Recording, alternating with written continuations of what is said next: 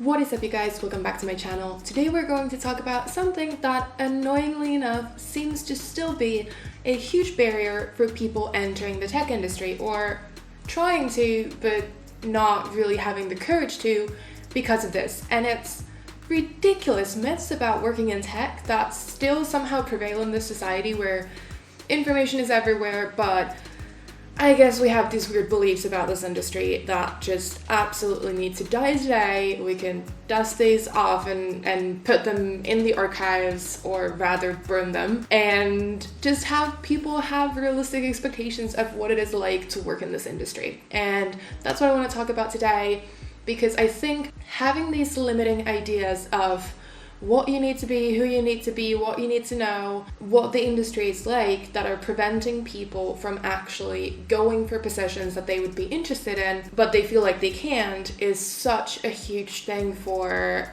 just growing the industry and increasing the diversity in the industry, and having people know that they also have an opportunity to actually work in this industry. So that's what I want to talk about today. It's a topic that's really close to my heart, and I really want to bust these myths, so let's do it.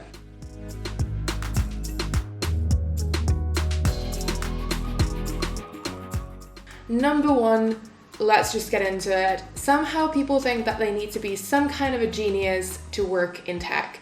And I don't understand where this comes from. I don't know if this is like somehow related to all the, Bill Gateses and Zuckerbergs and whatever of the world, where you need to be like a Harvard dropout and like 17 genius prodigy coder or whatever to make it in this industry, and that's just not true at all. The industry is generally, and I mean, I work in big tech, but like in tech in general, the industry is full of people that are smart, yes, but mostly driven to do better and be better and educate themselves, because the industry keeps changing. So if you're not someone who likes to constantly learn something new, it's hard to be successful, because technology, as we all know, is something that evolves all the time. So you need to keep yourself on top of things and up to date on things, but you don't have to be a genius to do that. You just need to have the motivation to actually study and learn something new every once in a while. And so I think that's probably the biggest thing when it comes to coming to this industry. A lot of people are also obviously super passionate about what they work on, whether it's the product or the mission of the company, or your particular craft. That shows when you're applying for a job. And I think those things, like that combination of wanting to grow, obviously being smart, and also then the passion for what you're doing, is something that distinguishes people, not the fact that they're some kind of a genius. And so let's just leave that in the past. The second thing that I want to talk about is that people think that this is like an easy route to making millions, and I think there are two sides to this. The first one is that you are going to be a successful startup founder and you're going to make like $1 billion because of your idea. The amount of startups that fail is enormous, and in this industry, competition is obviously huge. So the likelihood of you succeeding in that, not a whole lot. The other route is to work for a big corporation in a job that pays you, well, if you want to be a millionaire, then probably has to be at least 6 figures a year. And you can do that. But if it's an easy route to making millions, not necessarily, because obviously if you want to make multiple 6 figures, you probably have to have a good bit of experience, a skill set that takes some time to develop. And yeah, it's not like you can just snap your fingers and make that money. You still need to like get yourself into that position, which requires experience and a lot of work. So I don't know, man. And mostly like that money is also, well, it's in the States, where 6 figures is like a fairly realistic number to still make, especially in big tech. In smaller tech companies, depends. But in Europe, for example, like 6-figure salaries are not common. And it's not because it's cheaper to live here necessarily, it's just that US pays more.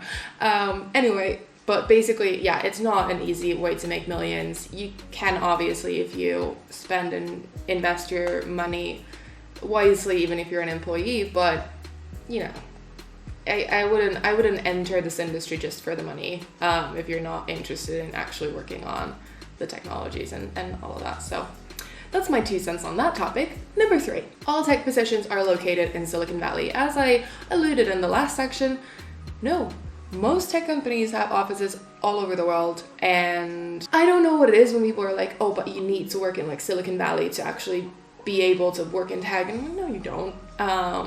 They have offices everywhere, maybe engineering offices in a fewer location if that's what you want to do, but generally, even across the US, plenty of other places you can live, especially because right now places like San Francisco, Silicon Valley, completely congested in terms of like commutes. Well, probably not now during the pandemic, but overall, huge living expenses, high taxes, all of this. So I mean, I wouldn't necessarily want to live in San Fran if I had the choice, but yeah, no, you don't have to go to Silicon Valley. You can honestly pretty much work anywhere if you want to work in tech. So that one's also gone and, you know, trashed. Let's not think that anymore. Number 4, you need to know how to code to be successful in this industry. And the amount of jobs in tech that have to do with building successful software, building product, selling product that have nothing to do with writing code are so many, but we just put this, you know, engineering and software development set of positions on a pedestal. And I mean, I get it. It's a hugely important set of people that are building the product, like actually building the product. But at the same time, like take myself, for example. I work in a systems project management team where I don't physically or virtually or in any capacity code a line in my job other than like the data analytics that I do for my project. But that aside, I don't build product in terms of code, but I am still needed and my team is still needed to make good platform level decisions and actually manage implementation and governance of the actual platforms and software that we have, because that then again is not the job of a developer. And so those kinds of things where, you know, you're planning the software, you're planning implementation, you're planning launches. You might be a product manager who has an overall vision for what the product is going to be. You might be project managing a small part of a system, or so many different things where you don't have to touch a single line of code. You might be selling the software where you're still working in tech and you're working with the technology because you need to understand it, obviously, to be able to tell someone about it in a way that they want to buy it, but you don't actually need to code. So there are a lot of different positions in tech companies where you don't need to know how to code. That's definitely not a requirement, and I would encourage anyone who's interested in working in tech and who's not a programmer, or even if you are a programmer but you don't want to program for a living, so many different positions that you can actually do without knowing how to code. So I think I saw a good video from Coding Blonde on positions where you don't need to actually program that are in tech that I'm going to leave down below. I think it's a bit older one, like maybe 1 or 2 years ago, but it's still very relevant. So I'll link that down below. It's a really good one. Take a look at that one as well, if you are interested in positions that don't require coding. Number 5, company cultures are like religions. And I think this is... it's a bit of a weird one, but I kind of see where it's coming from. So I think there's this misconception that company cultures are like cults in tech, and like you're just living and breathing like whatever the company is doing, and like that's not the case. Not in big tech, not in smaller tech companies. I think a lot of the times what you don't see is that some of the biggest critics of each company actually work for those companies. And a lot of the stuff that comes out and what you see publicly is the result of like very long and comprehensive internal debates, and a lot of people agreeing to disagree on some things. A lot of the times, actually, people who work for tech companies have a lot of opinions about the technologies that they're building, and I think that's one of the coolest parts about working in tech, is because of the cultures tend to be quite open.